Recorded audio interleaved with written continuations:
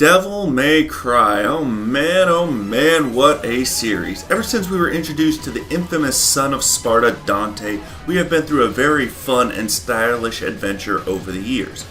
What is it about Dante that makes him so damn cool? Why is he so fun to play as and to watch his behavior and mannerisms? Devil May Cry 5 has finally been announced and I eagerly wait with bated breath, but for now, let's have a look back and let's see what has led up to this point and why Dante is such a fun and beloved character in the world of video games. I'm RadTechShoe and this is A Hero's Story. The first Devil May Cry game was released back in 2001, and in it we were introduced to the smooth and stylish devil hunter Dante. You see, Dante is not just a devil hunter, but the son of the legendary Dark Knight Sparta. Sparta was a powerful devil who decided to fight alongside the humans against his own kind. Sparta married a human woman, and Dante was born soon after. Dante runs a shop called Devil May Cry, where he waits for potential clients to call or enter and have a target for him to hunt down. All of a sudden, a woman named Trish breaks down the doors and asks about Dante's identity before attacking him to test his powers. He easily fends her off before she tells him that Mundus, the emperor of the demons who was sealed away by Sparta long ago, is attempting to break into the human realm on Malay Island. Dante is exploring Malay Island and runs into a variety of demonic enemies, and some really cool moments happen, such as finding new weapons to use like Alastor and Ifrit, and also fighting against really powerful demon generals who serve Mundus, like Phantom and Griffin. He even encounters a warrior clad in black armor who fights Dante with valor and honor despite working for the nasty, dishonorable Mundus. As Dante gets closer and closer to reaching Mundus in the underworld, a trap is laid by Trish, who reveals her true allegiance to Mundus. Dante manages to defeat the blob known as Nightmare, but decides to spare Trish instead of killing her. Dante then goes on to confront Mundus, who has imprisoned Trish for her failure to defeat Dante. Mundus almost manages to kill Dante, but Trish actually sacrifices herself to save him, showing the change inside of her that Dante has indeed brought about. Dante then challenges the powerful Mundus after transforming himself into a spitting image of his own father, Sparta. Dante throws down with the demonic emperor and defeats his enemy. Mundus tries to follow Dante into the human world after escaping the underworld, but with the aided power of Trish, who is brought back to life by Dante's tears, I guess, for some reason. I don't know, maybe Dante does have the powers of a phoenix, but whatever. Anyway, with Trish's powers aiding him, Dante manages to blast Mundus back into the depths of the underworld, and the two heroes escape a collapsing Malay Island in a biplane, and the world is saved from having to experience the dark powers of Mundus.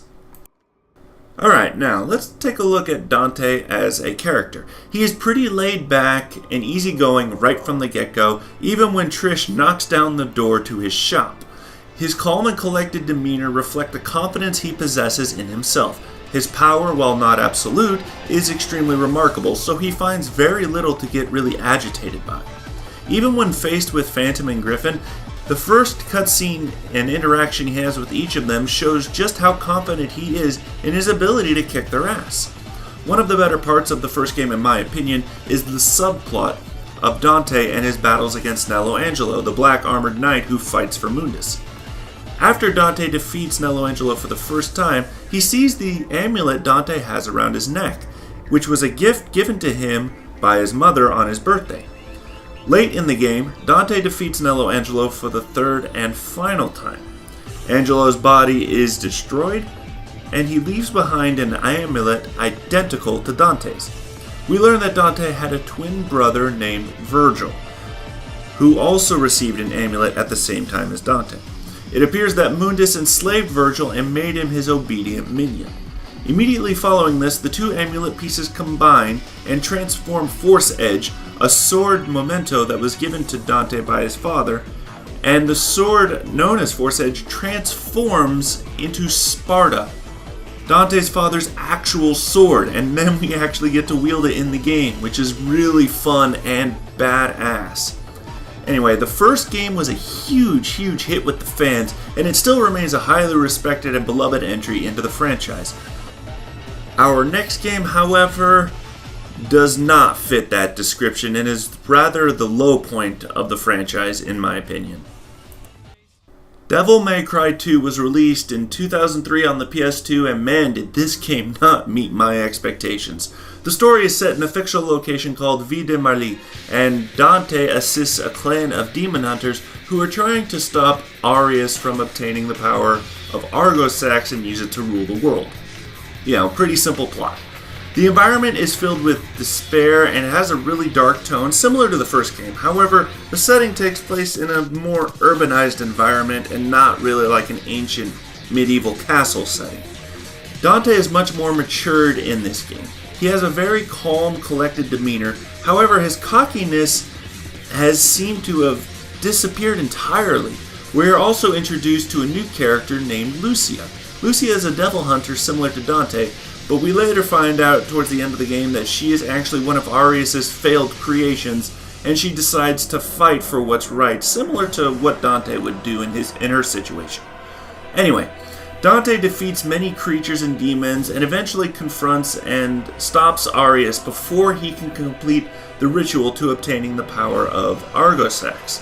However, even though the ritual was not completed, it was still able to open up a portal to the demon world, and Dante enters it and leaves Lucia behind so that he can go confront Argosax and stop him. When faced with Argosax, it is an amalgamation of the rotting corpses and bodies of all the bosses Dante has faced in the game thus far, and including Phantom and Griffin from the first game. After all the parts are defeated, Dante then goes and confronts the Despair embodied, Argosax's true form. Dante defeats this evil god, but finds himself unable to return to the human world since the portal that led him into here has closed. So instead, he just simply rides his motorcycle and heads off deeper and deeper into the demonic realm. And thus the game ends. Okay, now I'm going to be very honest, I did not like this game at all. This version of Dante is just not fun to play as. He's very strong, don't get me wrong, but he hardly shows any emotion. I honestly can't even remember if he smiles or laughs once in the entire game. His personality here is weak. Even the atmosphere and the tone of the game feels kind of weak. The bosses have no personality, the weapons have no variety or unique styles. The game just is really bleh, in my opinion, and it's a far cry from what we experienced in the very first game. I was very disappointed with Devil May Cry 2. Don't get me wrong, it's still an okay game, but it is definitely the low point for the franchise, and it's not just me that says that, a lot of people agree as well. Anyway, now that we're done with Devil May Cry 2, let's move on to some better adventures, shall we? Alright, now let's move on to Devil May Cry 3. Released back in 2005 on the PS2, this game takes place years before the events of the first Devil May Cry game. Here we meet Virgil, Dante's twin brother. This game showcases the dysfunctional relationship Dante and Virgil have with each other. You see, Virgil is obsessed with becoming powerful. He is strong already, but seeks the full true power of his late father Sparta. He attempts to use an ancient relic tower called Temen Negru that can open a portal to the demon world that was once sealed by Sparta long ago. Virgil also needs Dante because each of them have one half of a pendant, the same ones they received from their mother years ago. Those two combined are the key to unlocking the power of Sparta, as we saw back in the very first game, remember? Virgil is assisted by Arkham, a man who later betrays him and tries to claim the power of Sparta for himself. So that's the basic gist of the storyline in a nutshell, but let's look into Dante's character. Dante is young, cocky, and kind of a bit selfish. He does have a caring side to him, especially when he interacts with Lady, a female character introduced in this game who is the daughter of Arkham. She hates all demons, especially her father, who has become a demon and wants to kill all the demons she encounters, including Dante. Dante and Virgil battle multiple times, and their fights are very fun. Their dialogue is interesting and engaging. Both have strong levels of respect for each other as fighters, but they dislike each other's personality. Virgil seeks power. Dante doesn't really care so much to surpass his late father, so Dante is way more laid back than Virgil in that regard. The interactions Dante has with other bosses is also very fun. He's taunting Cerberus, or gets impatient when dealing with Agni and Rudra's little banter back and forth. He even jokes around and plays with Nevin a little bit. This Dante is a bit of a return to form after the second Devil May Cry, and I really do enjoy it. This Dante is indeed young, a little impulsive, but he's a good person at heart and he does what is right even if he gets no thanks in return. The fight against Arkham towards the end of the game is a treat, with both brothers putting aside their differences, temporarily, to defeat a common foe, and the final battle with Virgil is so fun, and the end cutscene has the right amount of motion and tension, almost as if we are mourning Virgil falling into the depths of hell. It is a somber moment, though, since we know that the next time we do encounter Virgil, it is in the storyline of Devil May Cry 1 when Virgil is Mundus' puppet. Anyway, Devil May Cry 3 is an absolute blast, it rocks, and this is the Dante we all know and fell in love with, and he is back and better than ever. So now that we have covered the first 3 games, we will briefly cover something a little different. We will now have a look at the Devil May Cry anime. Yeah, I know. An anime? What? There was an actual anime? Yeah, oh yeah, it's real, and it is officially canon, so I'll give it a brief rundown. The anime was made back in 2007 and takes place sometime after the events of the first Devil May Cry game. While there is not really much going on here that is relevant to the other games and storylines, there are just a few bits and pieces here worth noting in this little 12-episode series. I mean, to be honest, there really isn't much, but it is a little fun, in certain parts. The part where Lady and Trish actually meet for the first time by fighting each other is actually a very fun fight, even though it is kind of short and a little anticlimactic since we know that they are partners in the future.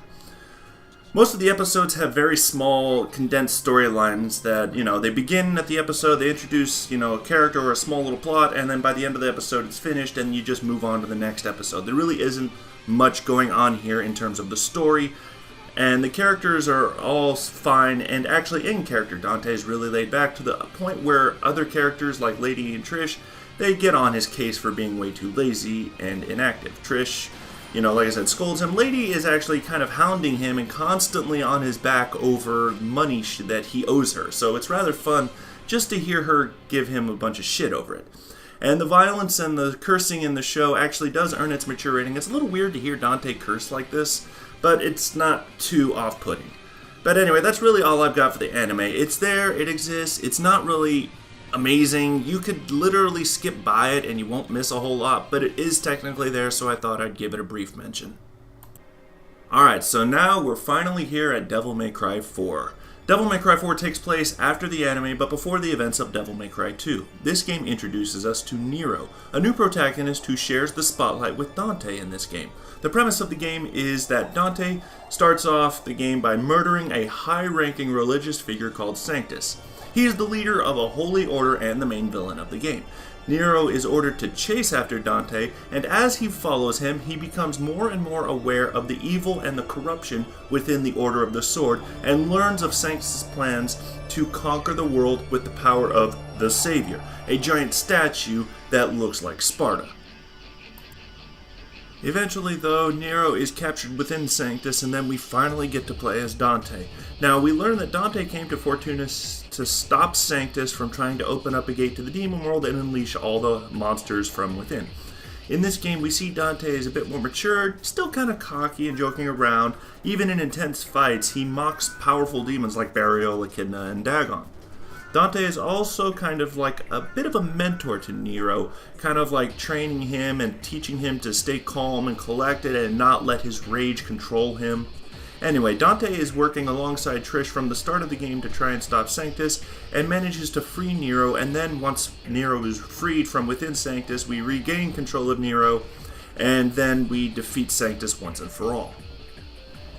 Now, one little subplot I like in this game is that Nero acquires Yamato, Virgil's katana. We know by this point in time in the overall storyline that Virgil is dead, but Nero manages to find Yamato in an underground lab, and it allows him to Devil Trigger.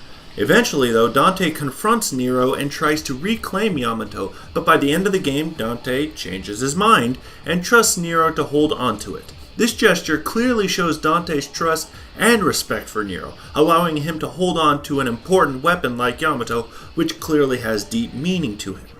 I really like this sentiment that's coming from Dante at this point in time, and it almost feels like to me a warm welcome into the fold of the Devil May Cry family for Nero, So yeah, I really like this sentiment from Dante at the end of the game. Okay, and now that we're done with pretty much all that, let's recap all of Dante's character, okay? In the very first game, we were introduced to the cocky and confident demon hunter who is descended from a legendary demon that saved humanity in the past. While being a half-demon, Dante still possesses incredible power and manages to defeat one of the most powerful demons to ever exist, Mundus. Since then, we have been given more backstory regarding his relationship with his twin brother, shown him to be kind of like an unofficial mentor to another fighter with demonic powers who has ties to Virgil, and in the far distant future, while not much is known about what happens to his other compatriots such as Trish, Lady, or Nero, we see Dante befriend another powerful demon hunter, Lucia, and defeat an extremely powerful evil god, Argosax. Now, with the exception of Devil May Cry 2, Dante's character and personality has been very consistent. He's a powerful demon who, like his father, chooses to fight for what's right and protect the humans of the world from invading demons, all while having fun, mocking his opponents by having a laugh at their expense, but when push comes to shove, he stands firm and strong in the face of overwhelming evil. It doesn't matter what stands in his way, when it comes to kicking ass, and kicking ass with style and flair, Dante is indeed our boy.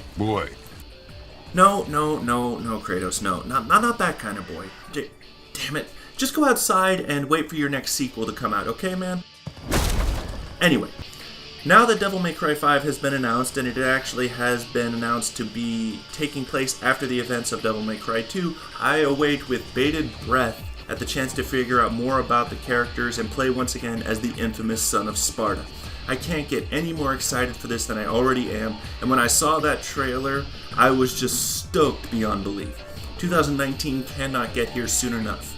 Thank you so much for sticking with me through this stylish and badass look back at the insanely cool and powerful son of Sparta, Dante. I'll see you all next time, and take care. This is RadTech Shoe signing off.